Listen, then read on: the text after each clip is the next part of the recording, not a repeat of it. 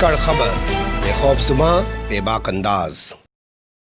धाकड़ खबर के news room से मैं आपके साथ हूं अकरम रईस खान। कहते हैं दुनिया का सबसे बड़ा पुण्य जो होता है वो दो चीज़ों में होता है, या तो किसी मासूम बच्चे को कुछ खिला पिला दीजिए या उसको हंसा दीजिए, यानी कि उसके होठों पे हंसी ला दीजिए, या इसके अलावा होता है जो पशु हैं, जानवर हैं, पक्षी हैं, उनके खाने पीने का इंतज़ाम कर दीजिए। लेकिन जब ऐसी तस्वीर उभरे कि सैकड़ों जानवर एक साथ मारे जा रहे हैं और वो भी पुलिस की प्रक्रिया के चलते, तो फिर तो सवाल उठना लाजमी है ना कि क्या ये पुलिस इतनी निर्दयी हो गई है जो कल तक लोगों को तो मारती मारती है, जो बेज़बान जानवर हैं उस पर भी इसको कोई तरस नहीं आ रहा है। खबरें हमारे पास आ रही हैं कल से महाराष्ट्र गुजरात के बॉर्डर से। वहाँ बताया जा रहा है 50-60 ट्रक हैं जिसमें बकरे भरकर ले जाए जा रहे थे राजस्थान से महाराष्ट्र में। कुर्बानी होती है बकरीद में, आप लोग जानते हैं, तो बहुत सारे लोग साल भर अपने पशुओं को पालते हैं, उनकी परवरिश करते हैं और उसके बाद उनको बेचते हैं। ये भी एक बहुत बड़ी अर्थव्यवस्था से जुड़ा हुआ मामला है। जहाँ फसल से किसान जुड़ा हुआ होता है वहीं पशुधन से भी किसान जुड़ा हुआ होता है। लेकिन इनकी बला से ये वो लोग हैं पुलिस वाले, जब आप इनका प्रोफाइल देखेंगे तो ये कहीं किसान के मजदूर के बच्चे ही तो मिलेंगे, लेकिन गोली उन्हीं पर सबसे पहले चलाते हैं जो ऊपर बैठे हुए होते हैं। उनके तो जूते साफ करते हैं, इनकी औकात वहाँ 2 मिनट में इनको दिखाई देती है। तस्वीरें बहुत भयानक हैं। मैं चाहूँगा कि आपको पूरी तरह से ना दिखाई जाए, ब्लर करके वो तस्वीरें दिखाई जाएं। वो बेजुबान जानवर कैसे तड़प रहे हैं पानी के लिए, खाने के लिए उनको पानी और खाना नहीं मिल पा रहा है। 7 दिन से मंजर चल रहा है गुजरात और महाराष्ट्र के बॉर्डर पर। राजस्थान से भरे हुए ट्रक जब वहाँ पहुँचे तो उनको रोक लिया गया और उन पर आरोप लगाया गया कि जो ट्रक हैं उनके पास पूरे कागज़ नहीं है। बताइए कौन सा ट्रक होगा जिसके पास पूरे कागज़ होंगे, कौन सी कार बाइक होगी जिसके पास पूरे कागज़ होंगे। पुलिस की नज़र में पुलिस चाहे तो आपको रोक ले, आप अपनी बाइक के तमाम दस्तावेज दिखाइए, लाइसेंस दिखाइए, वो कहेगा अच्छा आपकी जो हेडलाइट है इस पे काली पट्टी तो लगी हुई नहीं है, आपके जो इंडिकेटर हैं पीछे इस पे काला पेंट तो हुआ भी नहीं। वो 10 चीज़ों में आपको पकड़ सकता है, उसके पास तमाम चीज़ें हैं। तो ये कहा जा रहा है कि गाड़ियों के पास कागज़ नहीं है, ये हवाला दिया जा रहा है।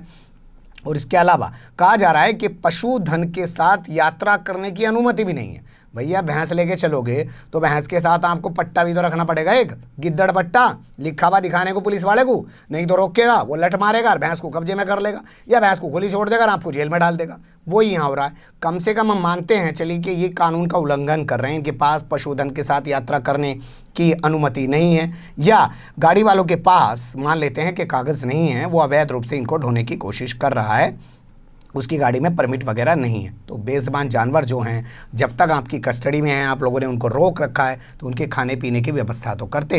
इतनी तो शर्म आपके अंदर आनी चाहिए, क्योंकि ये हाईवे है और हाईवे लॉकडाउन, आजकल कोरोना चल ही रहा है, तो राशन कहाँ से मिले, इनका खाने का चारा पानी कहाँ से मिल पाएगा। चलिए शहर में होते तो लोग ले आते।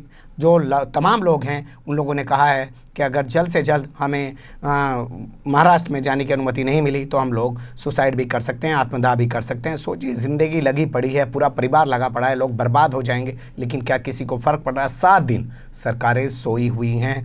3 बॉर्डर पे ड्रामा चल रहा है, राजस्थान, गुजरात और महाराष्ट्र। अब देखिए लोग कैसे कैसे वीडियो बनाकर अपने भेज रहे हैं। जो पीड़ित लोग हैं उन्हीं की ज़बानी उनकी कहानी सुनिए, फिर आगे बात करते हैं।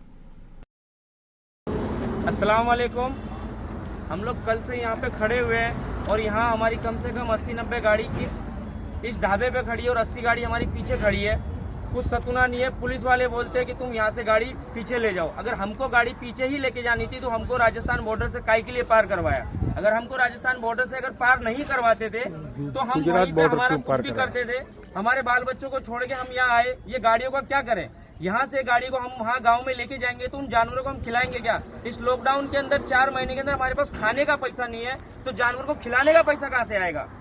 हाँ, हिंदुस्तान के अंदर आपने बोला कि ऑनलाइन माल बेचो।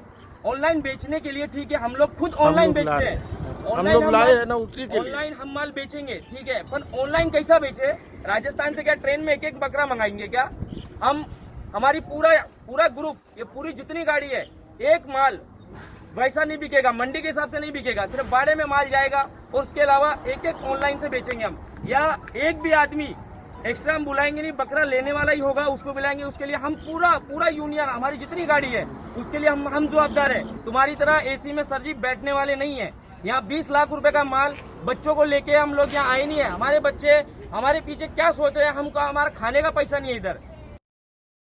तो ये थी पीड़ित लोगों की ज़बानी, उन्हीं की कहानी। भोंपू मीडिया के दलाल चाटुकार दंगाई पत्रकारों को तो मतलब है नहीं। अब कोई कुछ भी मर जाए, कहीं भी मर जाए। अब तो खबर भी वो ऐसे दिखाता है कि शेल्टर होम में इतनी सारी बच्चियों का बलात्कार एक साथ होता है। अब खबर ये नहीं होती है कि एक बच्ची का बलात्कार हुआ और पूरा सिस्टम हिल गया है। किसान अब दर्जनों में मर जाए, कोई फ़र्क नहीं पड़ता। पहले किसान मरता था तो उस पर एक हंगामा खड़ा हो जाता था, पार्लियामेंट में आवाज़ उठती थी। बने रहेगा धाकड़ खबर के साथ। ये है न्यू इंडिया, और वो भी नरेंद्र मोदी का बनाया हुआ। फिलहाल कमेंट्स के रूप में आप लोग अपनी राय दे सकते हैं, खबर को लाइक कर सकते हैं, चैनल को सब्सक्राइब कर सकते हैं और ज़्यादा से ज़्यादा हमारी खबरों को शेयर कर सकते हैं। फिर ऐसे ही किसी सुलगते हुए उलझते मुद्दे लेकर मैं आपके सामने हूँगा हाजिर। फिलहाल अभी मुझे दें इजाज़त।